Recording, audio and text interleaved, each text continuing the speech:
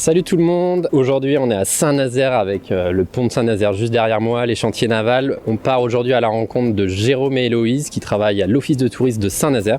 On va parler culture, patrimoine, tourisme et évidemment un peu de formation avec des formations sur Google Tag Manager, Google Analytics. Ils vont nous raconter tout ça. Allez, c'est parti!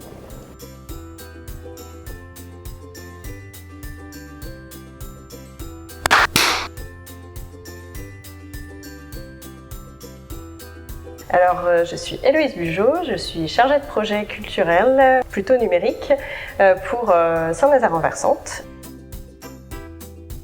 Alors Saint-Nazaire-en-Versante, c'est une société publique locale qui travaille à l'échelle de Saint-Nazaire et de son agglomération. On a plusieurs missions.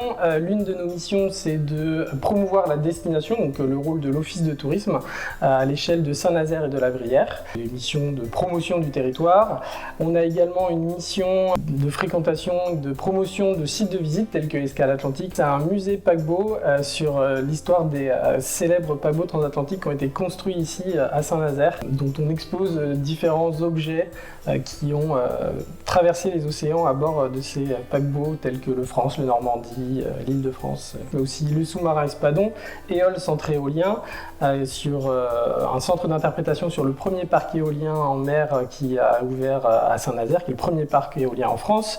Et on a également l'écomusée de Saint-Nazaire, un musée sur l'histoire de la ville de Saint-Nazaire. Alors derrière moi, on a un décor de Pierre Bobo, qui est l'orchestre symphonique. C'était dans le salon de musique des premières classes du Paquebot France.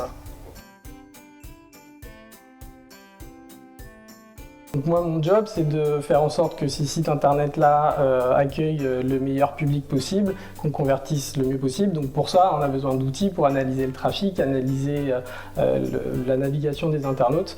Et donc pour ça, on utilise Google Analytics, donc désormais j'ai Google Analytics 4, et aussi Google Tag Manager qui nous permet d'être assez autonome sur le tracking et le plan de tagage qu'on peut mettre en place sur nos différents dispositifs web.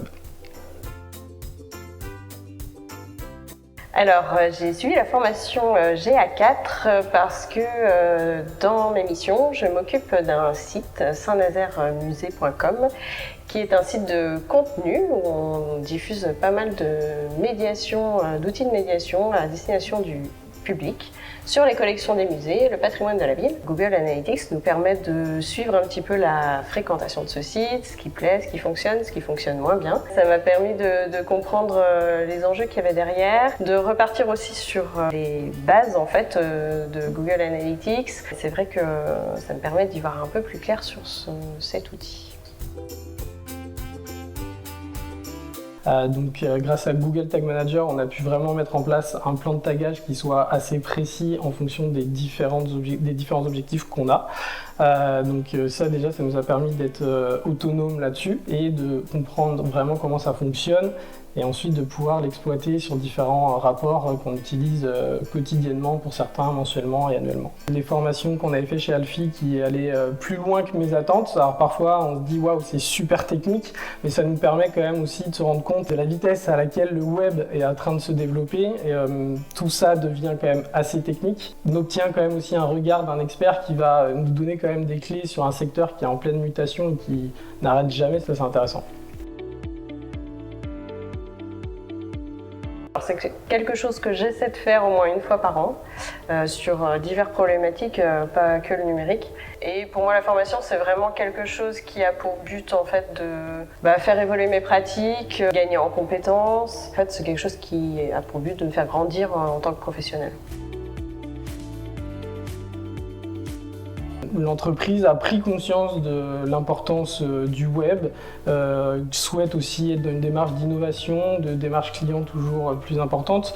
Ensuite, il y a un plan de formation qui est déterminé par les ressources humaines.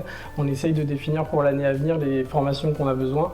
L'entreprise essaye de faire évoluer aussi les collaborateurs, d'avoir un niveau d'employabilité qui soit intéressant pour tous, qui permette d'évoluer et d'accéder à des postes nouveaux dans l'entreprise aussi.